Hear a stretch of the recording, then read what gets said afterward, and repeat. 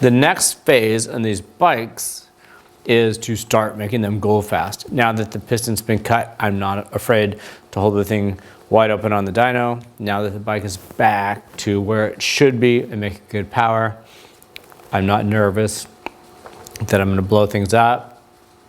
Compression's under control, timing's good. Everything's where it was supposed to be, the way it was supposed to be built. Now let's get down to work.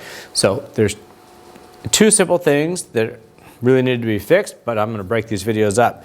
The first is the inline fuel filter. Come on, like, come on, man. It's this. It's just, you can see how dinky this thing is. And the question is, on the gas motorcycles, they use the same filter and it's just gas, and they give you like 7 of these in the toolkit. I got 7 of these things in my 500 toolkit. So they know that if it gets one little thing in it, the bike's gonna run weird. Now you're on the trail and your bike starts to run weird. So you're supposed to stop on the side of the trail, pull the quick disconnect apart, have a pick or something to get this thing out, because it just doesn't come out. The hole is so small in there, that's a good 2 millimeter size hole. So I'm supposed to, I need a pick to get the thing out, and then I can put a new one in it. That's what's supposed to happen, I guess. Come on. See, it's just a pain.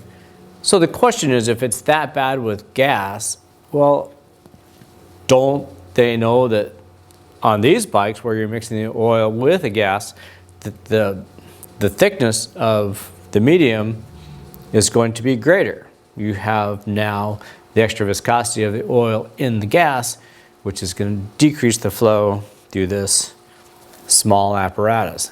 So not good. I guess that's what happens when you agree to buy 1 million of these things for like 20 cents.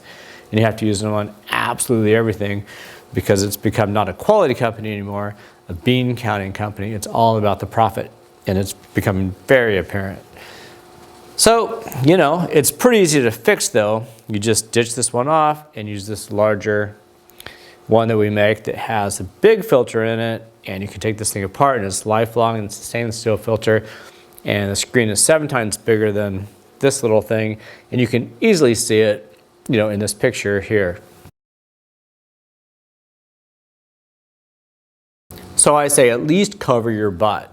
Increase the fuel flow, decrease the chance for issues with anything backing up in the fuel sector, especially if something gets caught in it and you're wondering why it's running funny, right? In mid-race or whatever, mid-ride, it's not the time to stop and fix it.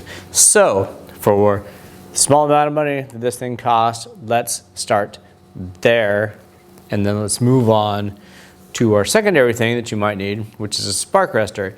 And this thing makes a heck of a lot more power than the stock exhaust, but I'll show you that in the next segment. So as far as the Bandit goes, we're eastbound and down, we're loaded up in trucking, we're gonna do what they say can't be done.